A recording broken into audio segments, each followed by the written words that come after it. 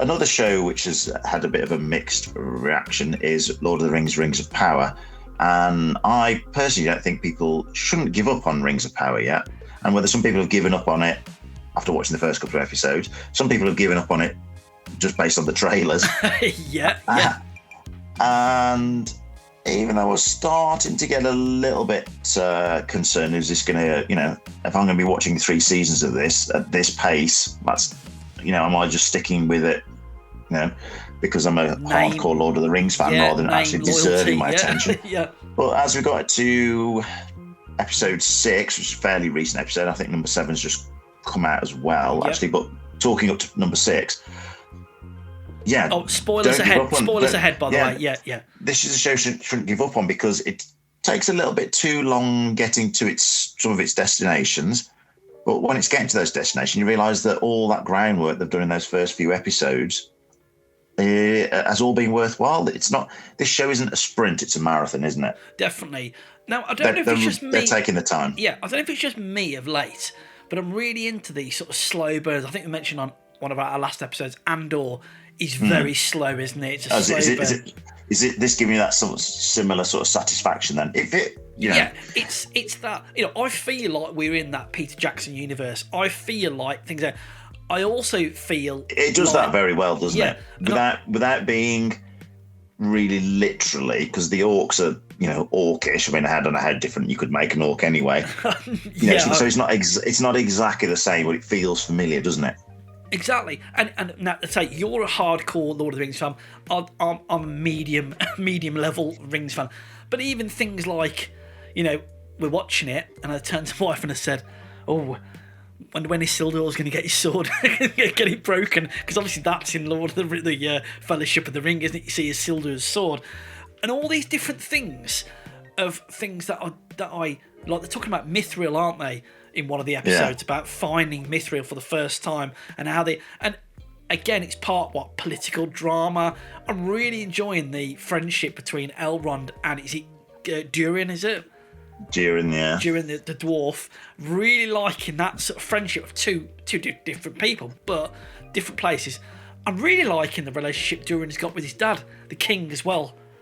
I won't sort of spoil any more than what you've already watched, but there's lots of things going on, and like you said, so spoilers in a minute or so, just in case you haven't watched it yet. But like the elf who got captured and he was being forced to sort of dig that pit or trench that they were doing. I like his storyline. I like his sort of love interest, and she's the mum of that kid, and that kid finds what we believe to be Sauron's sword, don't we? And then, like you, Rob, and we've got that, and we've got Numenor, and you've got all the people, and you think, okay, we've got all these stories. Are they going to continue as separate stories, or are they going to come together? And I feel like they are coming together now.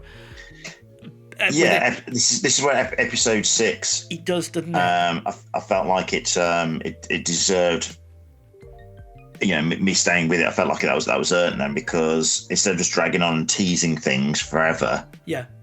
The characters are actually bumping into each other. I like the actor who's playing the leader of the orc, the Uruk, isn't he? Because you're automatically going, oh, well, is he Sauron? And then he kind of says, well, actually, no, I'm not. But he's kind of like orchestrating this plan, isn't he? And in episode 6, this plan comes together. Well, are we going to talk about it, Rob? We're gonna. Well, yeah. I mean, you could just say it's. I mean, it kind of gives you an almost sort of a Mount Doom origin, really, and you don't. They've kind of you don't need to be real hard. They've kind of blocked out the sun, haven't they? So the orcs can freely wander around. If you know Lord of the Rings from the movie point of view, I mean, I think you probably have to know the Lord of the Rings movies quite well to necessarily remember things like the maps and stuff like that, really. Yeah. So, and a casual view is not going to make so much out of it, but without necessarily reading all the appendices and the Silmarillions and everything, you might remember that Mordor was in that big bottom right-hand corner of the map. Yeah. And at the minute, that's showing you events in that bottom right-hand corner of this map, which, hang on a minute, that needs to become Mordor at some point in the future, and then in a way, it kind of makes sense that they've shown you where, Mount Doom kicking off. There was one scene, Rob, and I thought, oh my God, and I kind of got, I don't know if you call it the bait and switch or not, but the moment caught me and I wasn't really aware of it. You know, it's where the villagers have been attacked by the orcs and they're kind of defending themselves, aren't they? And they do kind of quite well, don't they? And they kind of hold off this orc army for a while, and then there's a twist. And there's a twist to it, isn't there? And I kind of went, oh wow! I just didn't see. I mean, thinking back, it's fairly obvious, but I thought I didn't see that coming at all. That was a really nice sort of twist. What did you think of the? What do you think of the sort of action choreography? Because when that's going up to Arondir, I think his name is Arondir, the elf that you're referring to. Yeah. He has quite a lengthy little fight scene against a big orc, doesn't he? I thought that was pretty good, actually. Yeah, I thought it was good. I thought it was the TV show. You know, rather than comparing it to sort of movie levels, even though it's got movie level budgets, I suppose. But yeah, it does, doesn't it? Yeah. I was thinking, some decent action. I felt Galadriel just suddenly turning up was a bit fast travel because I felt like they'd taken ages getting off Numenor. Oh, I know. Arguing about it. It's the middle of the night. Right, suddenly they rock up, yeah. Right, let's go. We're going tomorrow morning. Oh, no, he's still not going in this episode then. Get a move on. And then all of a sudden they must have landed and pegged it straight over. Super quick to turn up, but I'm glad that they're all together at last. What I did like is the Queen of Numenor.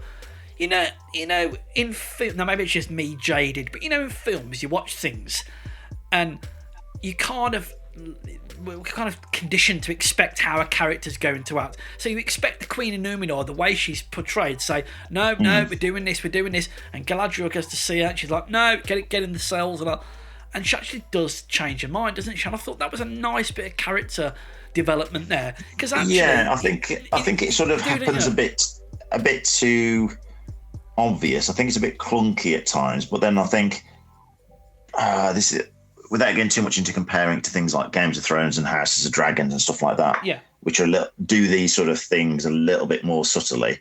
It's a bit more on the nose, a little bit more obvious the way Lord of the Rings goes. But I think that's why it's different. This is a bit more of I think it's going for more of a family viewing vibe, isn't it? Compared to the mature fantasy stuff. You have the odd orc sort of stabbed to the chest, but then it's like a black blood, isn't it, or something? Yeah. You're not really getting too much in the way of gore, should I say? I really like the way they made Mount Doom.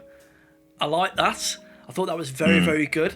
And again, that come together, and he's like, "What? Why are they cutting down all these trees? Why are they digging these trenches?" And then that all comes together. I was like, "Oh, okay, that's good."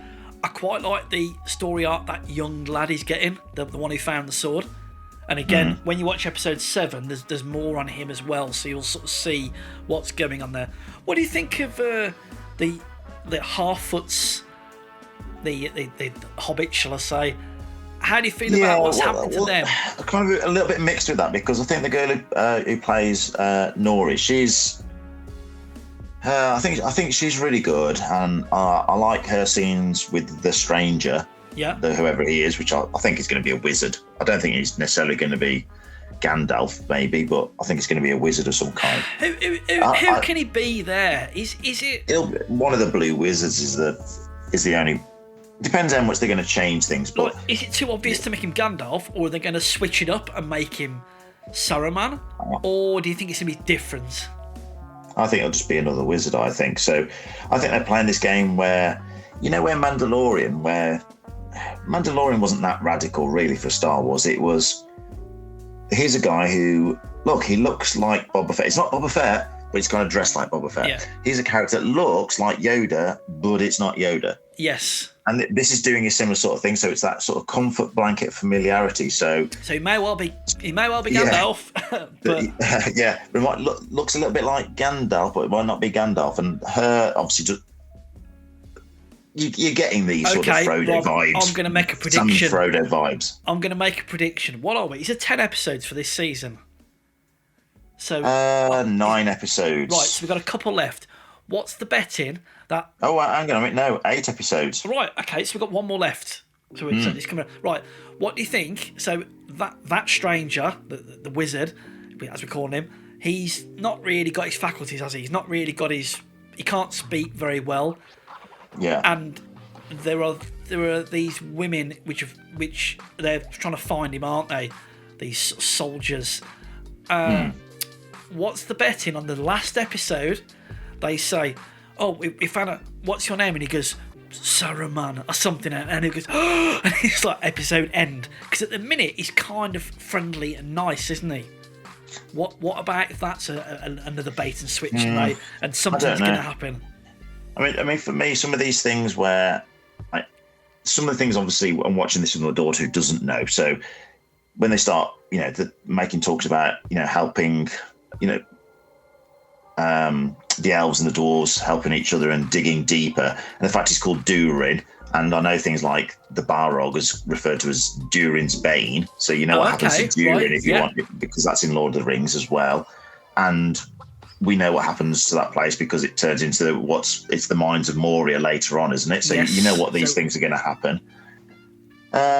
So there's these things that I kind of know what are going to happen, but then there's other things like timeline-wise, I've already done a bit of compressing and changing things a little bit around and adding new characters. So it shouldn't really be Gandalf or Saruman based on timelines, but I won't be throwing my shoes at the TV in anger if it ends up being Gandalf or Saruman. I prefer it not to be. I think it would just be a different wizard. Yeah. I don't know, Radagast or something. Maybe. Sylvester McCoy's character or something. Rather than Gandalf. Oh, he does do some tree care. Oh, sorry, that's a little bit of a spoiler for the next episode. He does a little bit of tree magic. So. Oh, right, okay. So maybe that's an earthen thing, which was Radagast's thing, wasn't it? Maybe. Yeah, maybe. Yeah, and I'm not sure if the the sort of guess who might be Sauron.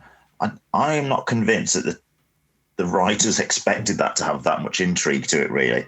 I just think that we've not met Sauron yet, and maybe he'll turn up at the end, the last episode of this, or even next season. Pop out at the end of this episode in Mount Doom. I think maybe he's always going to walk out from Mount Doom in his fair form, looking like an elf, and they'll be like, "Oh, Lord Sauron, you've come back." Yes, that's good. And it'll be like that. I don't think it's going to be any of these characters we've met so far. Now, were you expecting to, bearing in mind we've only got one episode left, I don't know about you, I was at least expecting some rings to have been forged in this first season. Seeing as it's called the Rings of Power, exactly, there's not been a lot of rings in it. No, unless they're going to next make, because there was talk, wasn't there, in the episode 2 of Elrond with that other guy, and they're making this machine, aren't they, to do X, Y, Z, which I think is the forge to make the rings, or whatever, right? But yeah, there's not really been a mention of that since then. So again, is that going to be, coming in season 2, and we'll get, further what's his name? The elf that Elrond's been working with. Yeah, I can't remember. Yeah. Oh, his name's completely forgotten me.